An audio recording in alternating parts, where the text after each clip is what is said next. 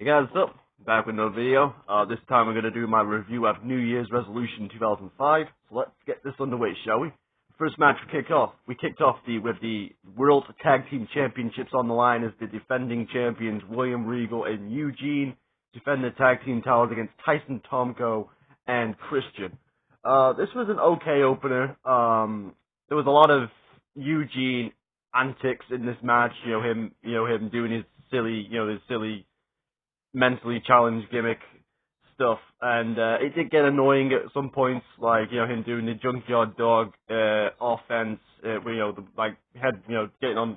on all fours and headbutting the guy, and taking a piss like the dog, basically imitating people's moves like we would as we were children.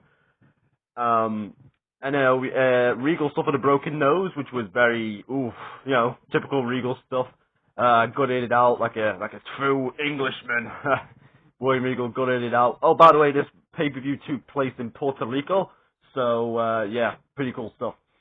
There was some antics where Jerry Lawler would make jokes about Eugene's mental stability. I don't want to mention it too much because I don't want to make it into the Eugene show. I mentioned it a little bit on the last review, which was Backlash 04.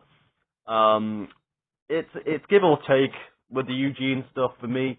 Unfortunately for Eugene in this match, the injury bug caught him as he went for a drop kick on his comeback. He did a drop kick and he landed funny on his knee, injuring his knee, and he had to go straight to the finish after that because he got injured. So very unfortunate. And that won't be the first time I say that during this night on this review. So very unfortunate. But Eugene and Regal still retain after a very weak roll up from Eugene on Tyson Tomko. But I understand it. You have to finish the match as quickly as possible because of Eugene's injury. So I get it, but I get it. It is what it is. So unfortunate opener, but it is what it is. Anyway, next match. We have Lita defending the women's championship against Trish Stratus. This was barely a match, especially coming off the personal animosity between these two. Like Trish making fun of Lita's baby, miscarriage and all that stuff with Kane and that whole storyline, which I'll get into later with Snitsky and Kane. But this was very unfortunate. I think about a minute into the match, Lita went for a dive to the outside, and she blew out her knee. So it's not a good night. Wasn't a good night for people's knees. So first Eugene, then Lita. It wasn't a good night. So she blew her knee out. And I was expecting the match to end quick and immediately afterwards, but it went like a good minute or a good couple of minutes after that, where they were trying to figure out if Lita could continue or not. And then I think they just gave up and just went, okay, go straight to the finish, and Trish got the win, regaining the women's championship. But it wasn't much of a match. I don't really know what to say about this match. Because it wasn't, it went like 5 minutes if that, because Lita blew out her knee in the first minute or so with a dive to the outside. So very unfortunate, and the injury bug struck again in Puerto Rico. Anyway, so next match, we had Shelton Benjamin taking on Maven for the Intercontinental Championship. Third title match of the evening. Thankfully, we didn't have any injuries in this match, even though, because technically, it almost wasn't a match. This was very disappointing matchup for me. These two, when I saw this match on paper, I was like, man, this should be a good match, because, Maven and Shelton Benjamin at that time were really great up-and-comers, and, were really great potential, and I was intrigued to see what they could do, and unfortunately, what we got was Maven cut a heel promo on the crowd for 5 minutes, teased that he was going to walk out and not have the Intercontinental Championship match, ran back in, and then got rolled up and pinned by Shelton Benjamin.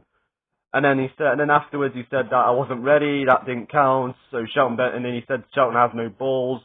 tried to persuade him to get another title match. So Shelton Benjamin gave him another match, and then immediately hit a T-bone suplex, and Shelton Benjamin pinned him again. So I guess you could say heel got his comeuppance, but very disappointing. Wasn't. Yeah, I didn't like this whatsoever. I understand maybe it's because they didn't want to risk any of those two getting injured, but I don't know.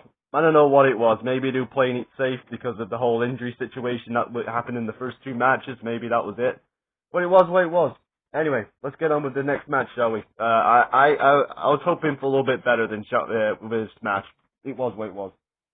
Then the next match, we had the debuting on pay-per-view, Muhammad Hassan taking on Jerry the King Lawler.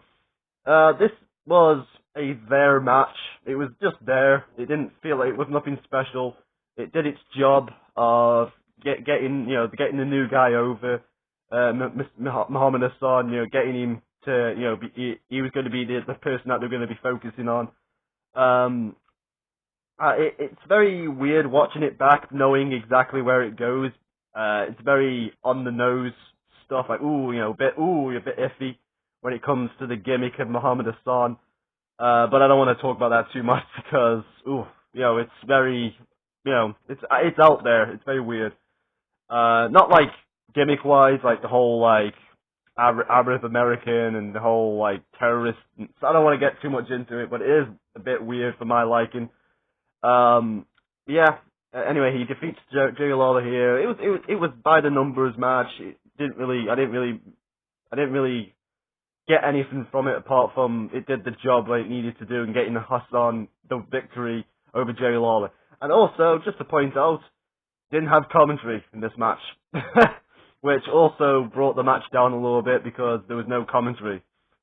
Jerry Lawler and Jim Ross were the commentators, and they were at ringside. Jerry was in the match, and of course Jim Ross was at ringside. So pretty disappointing. This pay-per-view is very disappointing so far. Then we had the next match. We got two matches left. We have Gene Snitsky taking on the Demon Monster Kane, the Big Red Machine, shall I say. This was alright. A very ugly dog fight between two big monsters. It had its moments. I was very distracted earlier on in the match because Kane's boot kept coming undone and it kept just flapping about like that. And I was like, with the nights that we've had with the injuries, especially in the first two matches, that was very risky for Kane to continue wrestling when his boot was flapping open. I was expecting him to go down with an injury, but luckily he didn't. Him and Snitsky did well until the very end. I felt like everything was going smoothly until the very end, which is saying something for these two big ugly fuckers. But yeah, Kane and Snitsky they had an ugly brawl. It was very very brawly, whatever. And then at the end, they started being a bit botchy towards the end, and immediately, I think Snitsky went for a clothesline and Kane went for a big boot at the same time, and they kind of just bumped into each other, and they both went down. And then Kane kind of looked like he had enough, basically, and said, "Let's go straight to the finish," because he went from on his side to on his back to do the sit-up, to do the zombie sit-up as he does, and then he just went straight to the finish with the tombstone and pinned him. So, yeah, you could tell, something happened, okay, Kane had enough and, decided to call it a day. Yeah, it was alright, apart from until the very end. Good tombstone, though. I'm surprised Kane didn't land on it, Snitsky didn't land on his head, as he usually does. So, pretty cool stuff, and, yeah, that's what it was, and it wasn't his fault. Yeah, crazy storyline as well with Snitsky and Kane, with the whole baby miscarriage and all that stuff with Kane and Lita, and Snitsky hitting Kane with a chair that caused Kane to fall on Lita when she was pregnant, and that whole story, and him kicking a fake baby into the audience, and it was all crazy, it was all crazy, fun, crazy times. Anyway, we got to get on to the main event. We have the Elimination Chamber match. We have Triple H taking on Chris Benoit, taking on Chris Jericho, taking on Batista, taking on Randy Orton, taking on Edge, with Shawn Michaels as the guest referee. This was a fantastic Elimination Chamber match. It made up for almost everything that happened on this night. Surprisingly, there was no injuries that kept, there was no injuries, no serious injuries that kept people out of competition for long. Very surprised about that, but as you can see by the cover of the DVD, it was all about this man right here, Batista. And what would he do? Would he turn on Triple H or would he help Triple H? And there was some teases, a lot of lovely teases throughout the match and throughout the night. And in the end, he helped Triple H, but there was some small, sneaky planting of seeds going on in that match, which I thought was pretty awesome. I didn't think this was the right time for Batista to turn on Triple H, so I'm kind of glad that they didn't, and they held off until a little bit later on to get to that WrestleMania showdown.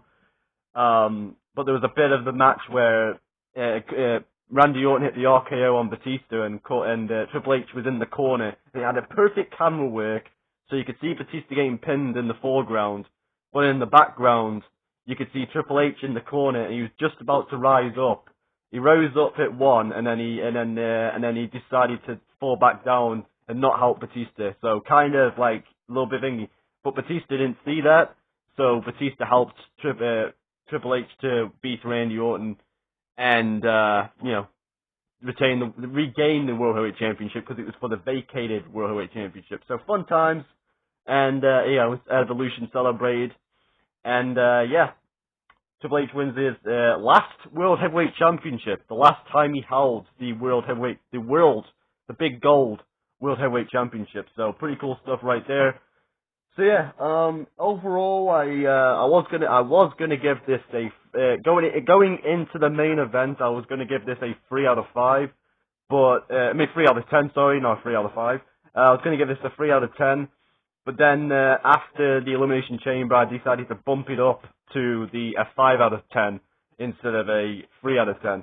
So a 5 out of 10 for the Elimination Chamber for New Year's resolution. Before I go, before I start recording, I know certain Mr. Bunny will be very disappointed if I don't show this one. So there you go. There you go, guys. There's the DVD. There's the disc. The disc artwork. You got Batista on the cover, looking awesome. You got the dragon behind him. Looks pretty good. There you go, guys. There you go. There's my review of New Year's resolution. Hope you enjoyed it. I'll see you again next time. And I'm out. Kabow.